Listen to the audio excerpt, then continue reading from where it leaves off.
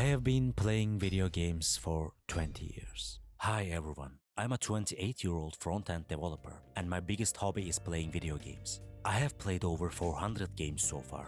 Of course, I won't be talking about every single one of them in this video. I'll focus on the ones that have contributed to my life or simply given me the joy throughout my life. But if you want to see all the games I have played and rated, I'll leave my backlogged account in the description. You can check it out. If this is your first time watching my channel and if you enjoyed the video, leaving a like would really help me out. Thanks in advance. So, video games. I have been playing them since I was 7 or 8. They make me happy, they make me sad, they make me, well, mad. While they were initially a method of escapism, over time they become a fundamental part of who I am. To be honest, I have no idea what people who don't play video games even do. I can't remember a period in my life when I didn't play video games. They have always been a part of my life. When I was a kid, my family constantly told me that I shouldn't play video games, that one day when I grew up, I wouldn't enjoy them anymore. And I believed them. So I was scared. I did not want to grow up. They said this because they did not want me to spend so much time on something so useless in their eyes. But their words backfired, because now I decided I would spend all my time on video games.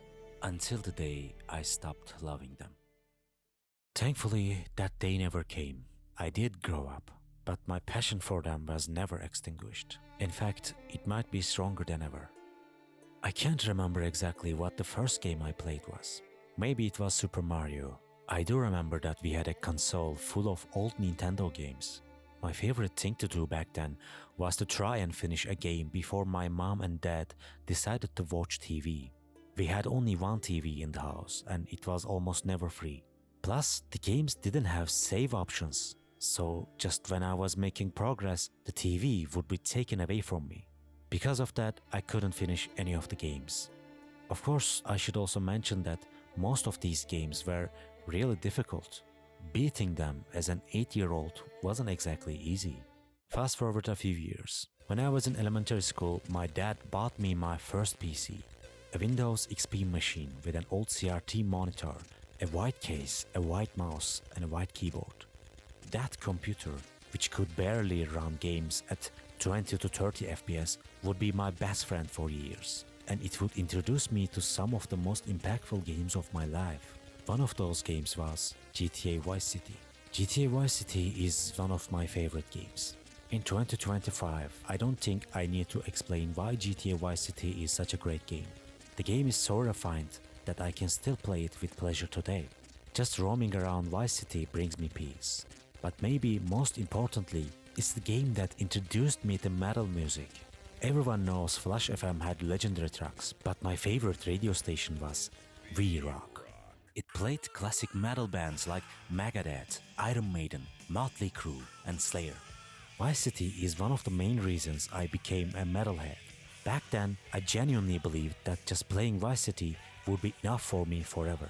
I didn't need any other games, but of course that will change as I discovered new games. At that time, I still wasn't playing a ton of different games. I mostly stuck to the ones that were already installed on my PC. One of those games was Counter-Strike. We didn't have internet at home back then, so I played against bots. One day, while messing around in the menu, I noticed a setting called Change Game Mode. When I clicked it, the menu changed. Suddenly, there was a new option called New Game. Out of curiosity, I clicked it, and my life would never be the same again. Was this real? This game was incredible. At first, I thought it was some kind of hidden secret, something only I had discovered. I had no idea that Counter-Strike originally started as a mod for Half-Life. The copy of the game I had gotten from a friend only had the CS 1.5 executable. So, to play Half-Life, I had to deactivate Counter-Strike in the settings. My kid brain couldn't figure out why it worked that way. So I thought Half-Life was some kind of a secret game. I fell in love with Half-Life. I played it constantly. It took me to a world beyond my imagination, and it never brought me back. Honestly, after playing such amazing games back then, it's hard to be impressed by the mediocre games that came out today. I replayed Half-Life many times in the years that followed, but by then, we were mostly playing deathmatch with my friends. I probably spent thousands of hours on the Crossfire map alone. Half-Life is one of the first games that made me fall in love with gaming. That's why it holds such a special place in my heart. Around this time, I was about to discover another one of my all-time favorite games, Diablo 2. Diablo 2 is a game I have played on and off since my childhood. The first time I played it, I only had the demo version on my computer. In that demo, the only playable character was the barbarian, and only the first few sections of the game were available. But even in that limited form, I played it for hundreds of hours. Much later in high school, I discovered the full version of the game and played it for hundreds more. You can imagine how excited I was when Diablo 2 Resurrected was released in 2021. Diablo is a game without an end, and it has given me some amazing memories. That's why Diablo 2 holds a special place in my heart as well. As I got older, I wanted to try new games. I used to buy a bunch of games just by looking at their covers from a store in my neighborhood that sold pirated games. Back then, I didn't know they were pirated. They put a lot of effort into the covers and even the CD prints. The only thing I didn't understand was why I had to copy files from the correct folder to the game's installation directory after installing them. I wouldn't realize these were pirated copies until years later. I discovered so many games from that store. In fact, I still have some of those CDs from back then. One day, while browsing for a new game, a cover caught my attention. It was Max Payne 2. Max Payne 2 is another game I have played occasionally over the years, so it doesn't feel nostalgic to me. But I do remember how special it felt when I first played it. The depressive detective vibe and the noir atmosphere blended so well with its gameplay that it became one of my comfort games. Around that time, I was also really into sci-fi movies, and the game's metrics-like color palette and slow-motion mechanics fascinated me. One day, while I was buying games at the store again, I told the owner of the store how much I loved Max Payne. He said he had a similar game and showed me The Punisher. I bought it immediately and went home. I installed it and started playing it. And I ended up loving it even more than Max Payne. The way The Punisher eliminated enemies in creative and brutal ways was something Max Payne didn't have, and Frank Castle's style resonated with me more. At the time, I had no idea that The Punisher was a comic book character. Later, when I came across a Punisher movie, I started researching the character and discovered that he had a long history in comics. That was my first real introduction to comics. However, I wouldn't call myself a comic book fan today, because that interest eventually evolved into reading manga instead. Okay, if I keep talking about each game in detail like this video might never end, so I'm going to pick up the pace a bit. Another genre I used to play was strategy games, but to be honest, I can't say I played them a lot. Aside from Command & Conquer and Age of Empires series, I didn't have much experience with strategy games. Despite my friends constantly insisting, I never really got into the Lord of the Rings The Battle for Middle-earth either. Some of my friends still invite me to play it even today, but I tell them I'm not interested and they get annoyed at me. I guess strategy games just aren't my thing. Over the years, I continued discovering different types of games. At one point, I got really into racing games. I loved classic American cars and realized that I always chose them in games. Another thing that mattered to me was car deformation mechanic. So I wasn't really into racing games like Need for Speed. The ones I enjoyed were games like Flatout and Burnout, games where cars could be completely wrecked. And of course, GTA 4. GTA 4 might be the best car destruction game ever made. I spent countless hours playing it, installing tons of classic car mods to make it even better. But that led to a problem. In the game, the cars you drive tend to spawn frequently in the traffic around you. So, if I was driving a car I loved, I'd start seeing the same car everywhere. It was really annoying. I wanted my car to feel special, but seeing it all over the place ruined that feeling. This issue has been around since GTA 3, and Rockstar never fixed it. Even in GTA 5, this weird mechanic is still there. I really hope it's gone in GTA 6, because when GTA 6 comes out, I'm planning to install a ton of car mods. In the early 2010s, I was in high school, and I felt like I was living through the golden age of PC gaming. Every year, incredible games were being released. Every new Call of Duty game was great. Beautiful open world games like Mafia 2 and LA Noire were coming out. I played a lot of action-packed games like Just Cause, Saints Row and Prototype. I spent my time with games that had both incredible stories and stunning art direction, like Metro and Bioshock games. In fact, I loved the Metro series so much that I even read the books, and Bioshock became one of my all-time favorite series. I also had a great time playing hack-and-slash games like Darksiders and Devil May Cry. During this period, influenced by the Walking Dead TV show, I realized I had a thing for zombie games. I had already played the Left 4 Dead games, and I had consumed every Call of Duty Zombies available. I even downloaded Call of Duty custom zombie maps and spent hours playing through those as well. But I was starting to crave new zombie games. That's when I discovered Dead Island games, and I loved them. I wanted melee combat while fighting zombies now, because Dead Island nailed that aspect. Then, in 2015, a game came out that fulfilled this desire even better: Dying Light. I think Dying Light is my favorite game in this genre. It took everything Dead Island did well and improved it, with weapon crafting through blueprints and, most importantly, a parkour system that no other zombie game had. The fact that stronger zombies would roam the streets at night, just like in I Am Legend, made the game even more intense. These mechanics combined with the parkour system made for an incredibly fun gameplay experience. But for some reason, the second game just didn't hit the same. It didn't captivate me like the first one did. However, I really enjoyed Dead Island 2, which came out in 2023. Oh, and I can't forget the Sniper Elite Nazi Zombie Army games. They provided some really fun gameplay experiences as well. There was another game series I discovered in 2010s that ultimately convinced me that video games are an art form: Assassin's Creed. When Assassin's Creed Black Flag came out in 2013, I was convinced that Ubisoft was the best game studio in the world. What other company could release so many incredible games in such a short period?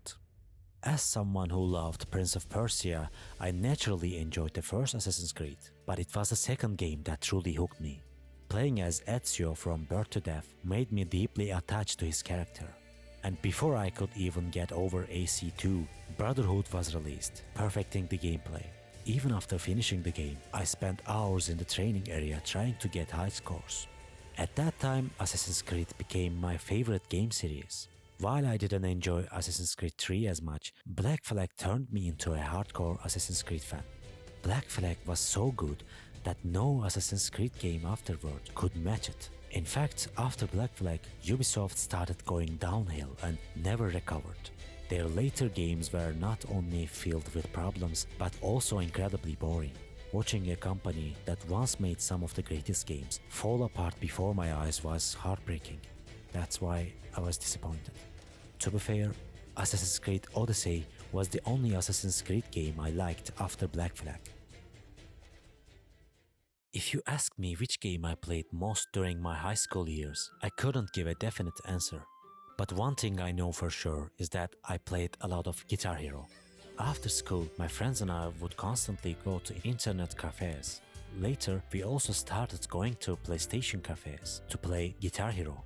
In high school, I was a rebellious teenager and defined myself as a metalhead. I used to make fun of the music my non-metalhead friends listened to and look down on all other music genres because I had just discovered Metallica. Metallica has this effect on people, convincing you that they make the ultimate music, and other bands seem insignificant. Of course, my teenage arrogance played a part in this mindset. But as you grow up, you realize that your once rigid beliefs can change. However, if you had asked me back then, I would have sworn my opinions about metal music would never change. Now I listen to many different genres alongside metal. But back in those days, whenever we played Guitar Hero, we only picked Metallica songs. I still remember which ones were the most fun to play. Enter Sandman and Fade to Black were super enjoyable on rhythm guitar, while Sad But True and Master of Puppets were way more fun on drums. Sometimes we'd bring friends who had never played before, and since they kept failing, we could never finish the songs. Anyway, long story short, Guitar Hero is a game I loved back then. But recreating the experience today is a bit difficult, since Guitar Hero 3 isn't sold anymore.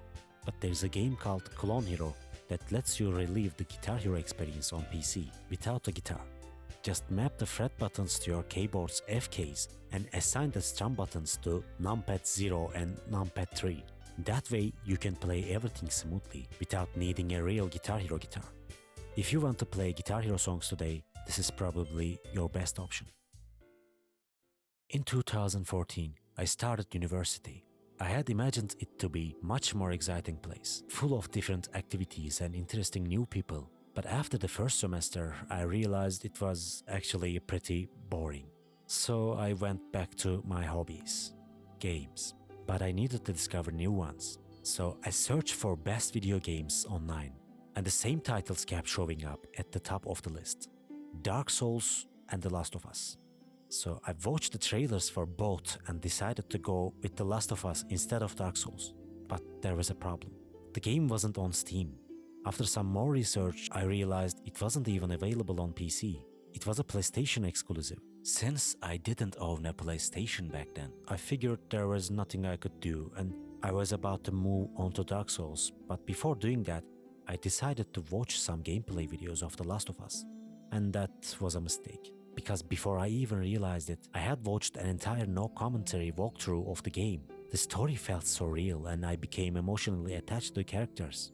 Of course, when I got a PS4 later on, I played it properly, but honestly, even if you don't play it yourself and just watch the cinematics, you won't miss much. The game is practically a movie, so much so that they even made a TV show out of it in 2023. Watching the show is more or less enough. But I can't say the same about The Last of Us Part 2. That game's gameplay is phenomenal, and you really need to experience it firsthand. By 2017, I had played countless games, both big and small, but they were all older titles because my computer couldn't handle modern games. In 2017, I built my first gaming PC. Until that day, I had always played games on low settings with low FPS, but now I could finally play on ultra settings with high FPS, so I immediately started downloading and playing games with high system requirements. I played Battlefield 1, I played Doom, I played the Tomb Raider games, I played Mad Max, I played Hellblade.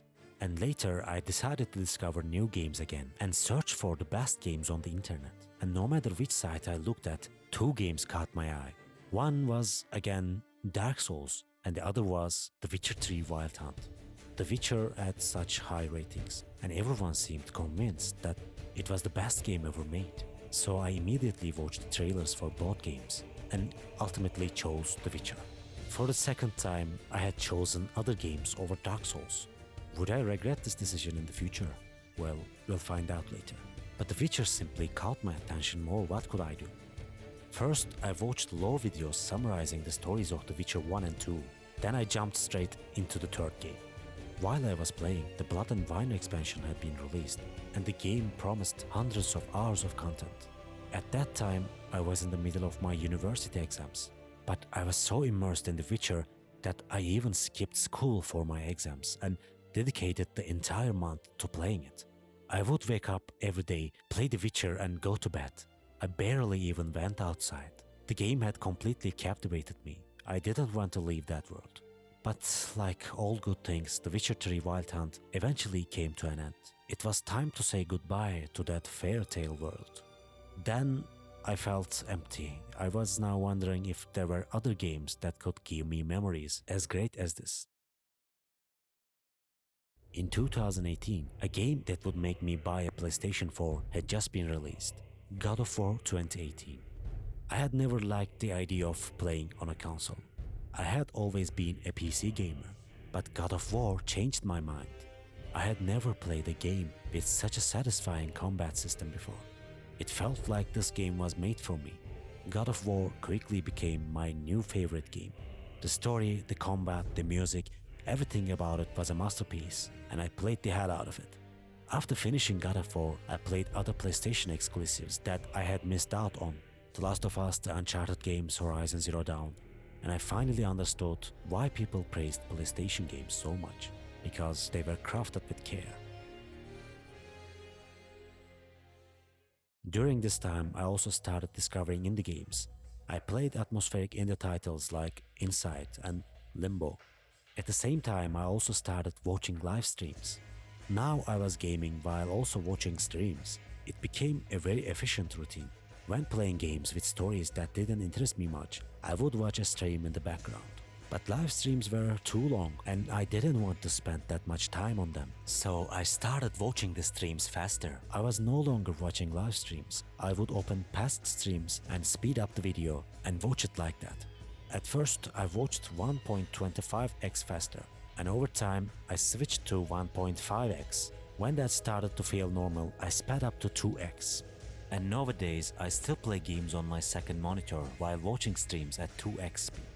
If I play games for 4 hours, I can consume 8 hours of streaming content at the same time, and it's incredibly satisfying. It has become my comfort zone, but of course I don't do this with games where the story is important. So I can say I constantly postpone story-driven games. By the 2020s, I had become deeply immersed in gaming. I was constantly discovering new games and even started getting into game theories. I was reading books like Homo Ludens and researching topics like game design. I also loved discussing these topics with my friends. And with the very poor release of The Last of Us 2, a long debated topic in the gaming world flared up again. Which is more important in games? Gameplay or narrative? My answer to this question has changed a lot over time. Initially, I thought narrative was more important, but later I decided that the gameplay is what makes a game a game. Even though I think similarly nowadays, I have concluded that narrative is also very important to me. After all, most of my favorite stories come from video games. And now, my belief is that the best games are the ones where gameplay and narrative work in harmony. A great example of this is Nier Automata. Nier Automata is a game that fascinated me with its story, satisfied me with its gameplay, and where these two elements work perfectly together. Take the inventory system for example. In the game, the abilities you equip take up inventory space, so sometimes you have to sacrifice one ability to use another. But what's really cool is that even HUD elements like the minimap, health bar, and damage numbers are also take up space in the inventory. So sometimes you might prefer seeing the damage you deal over having more damage dealing abilities. Just the inventory management parts of the game force you to make certain decisions in terms of gameplay. And since you are an android in the story, the fact that these features take up space in the operating system also supports this gameplay mechanic narratively. So the mechanics in this game work harmoniously with both gameplay and narrative. This is actually a very small example. There are many more examples that can be given in Nier Automata, but since I don't want to spend too much time on one game in this video, I think this is enough for now. Nier Automata is a game that I love very much, and it deserves its own video. If I find the opportunity in the future, I would love to make a video about it. Speaking of games where narrative and gameplay support each other, I cannot go without mentioning one of my favorite games, What Remains of Edith Finch. Edith Finch is a game that made me cry. Its story is that powerful. And on top of that, it blends this incredible story with gameplay that perfectly fits the narrative. Let me give an example from the Lewis section. In this part, we play as Lewis, who works at a fish cannery. The game gives us the task of chopping fish heads. While doing this, we also start playing out Lewis's imagination on the other side of the screen. The game makes us perform two different tasks at once. In the story, Lewis is imagining things while doing his job, and as we play, we experience the same thing, chopping fish while progressing through his fantasy. For Lewis, this job becomes routine, and the same happens for us. His imagination eventually consumes him entirely, making him lose touch with reality. And as we play, his fantasy starts taking over the entire screen, while you do the fish chopping task automatically. The game uses gameplay to reflect the transformation of a character's inner world. In other words, narrative and gameplay are in harmony and complete each other. Walking simulators usually don't have much gameplay. You just walk and the game throws the story at you. But Edith Finch has a surprisingly satisfying level of interactivity for a game in this genre.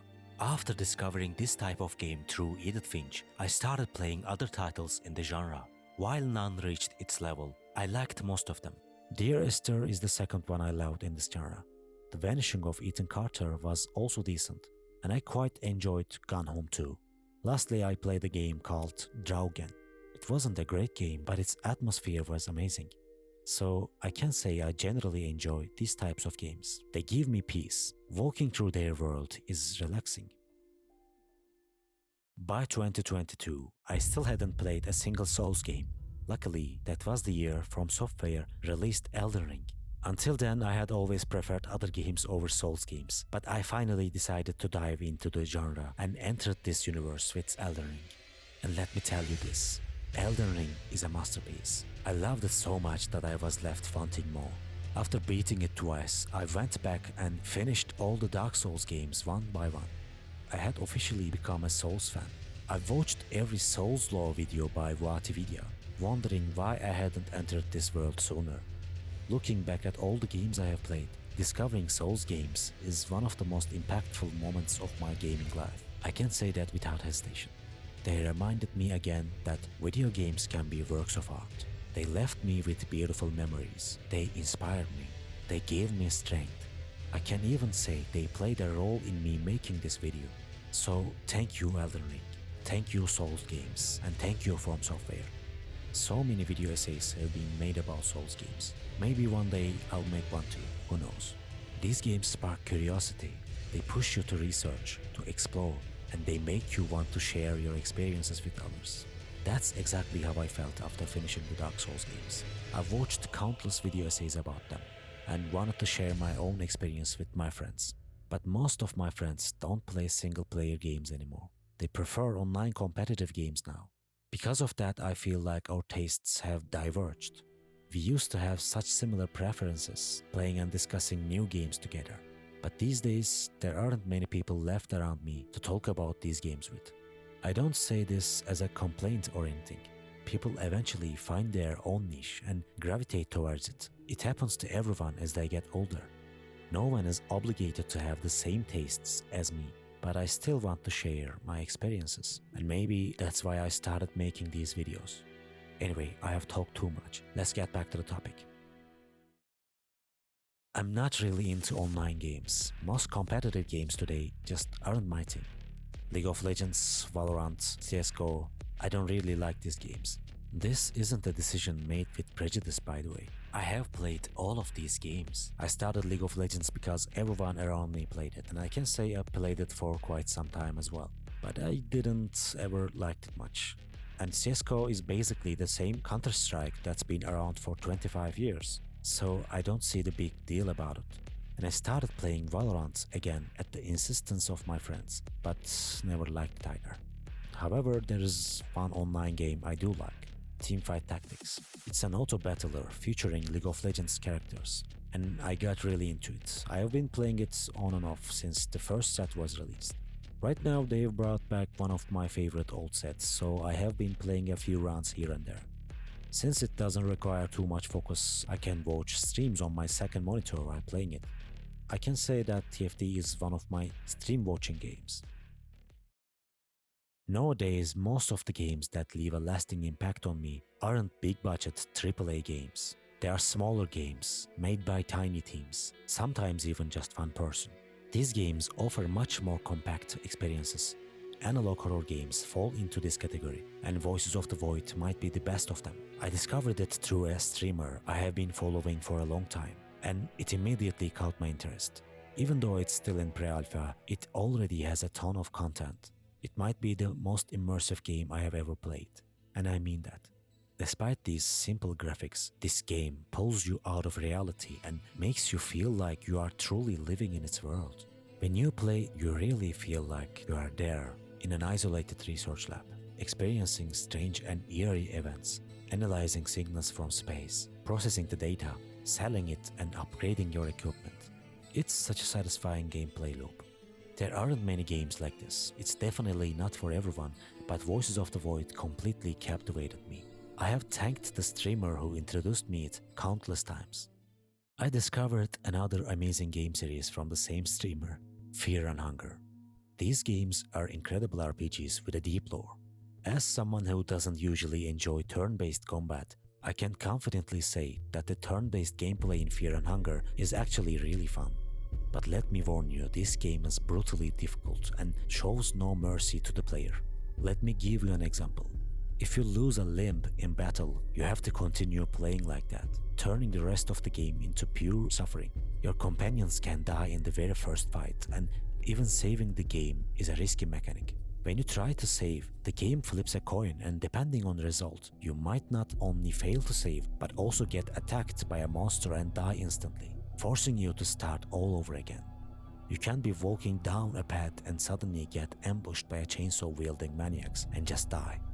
Fear and Hunger is an incredibly dark game with heavy gore elements, so it's definitely not for everyone, but it's one of the most impactful games I have ever played. The first game was already incredible, but Fear and Hunger 2 Termina took things to an entirely new level. Right now, I am reading the Berserk manga, and it's shocking to see just how much Fear and Hunger was influenced by it. From character designs to the eerie and mysterious lore, the Berserk inspiration is everywhere, and I absolutely love spotting those parallels.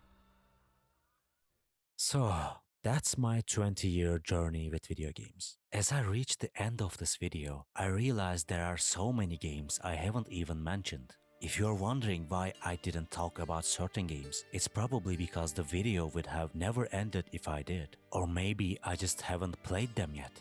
There are still plenty of games I haven't gotten around to, and I feel a little guilty about it. The first ones that come to mind are Baldur's Gate 3 and Disco Elysium. But don't worry, both of them are at the top of my backlog. Since they are long games, I am holding off for now, but I will absolutely play them as soon as I get the chance. Games are like doors to other worlds for me. I have no regrets about experiencing them. Yet for some reason, there are still people who think games are a waste of time. For years, I have heard the same thing from my family and those around me. Games aren't real. Why do you spend so much time on things that aren't real? And I have always given the same answer, but the memories I make with them are real. When I play a game, I'm no longer just someone sitting in a room in front of a computer. I become the character I control. And the memories I create in the game, they are my real memories. No matter how much people try to convince me that games are meaningless, I think it only makes me more attached to them. Video games are among the works of art I value most in this world, and they have given me so much. I have played video games for 20 years, and I don't think that will change in the next 20. I know that somewhere out there are still games I will love, games that will deeply move me and help me grow. I want to find them, and I want to play them. When I collect these stories that touch the human soul, it feels like there's some kind of reward at the end of it all. Like everything I consume will somehow come back to me as a kind of score when I die. That's how it feels to me.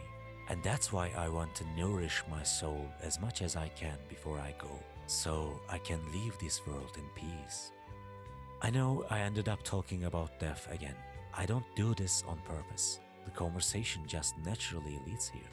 Sorry if I brought the mood down, but I want to know, do others feel this way too? Or am I alone in this? That's one of the reasons I started this channel, to share what I feel and see if there are others like me. If you have strong feelings about video games, I'd love to hear your stories in the comments. How important are games to you? Or was there a specific game that made you realize how much they mean in your life? Let me know, I'd really appreciate it.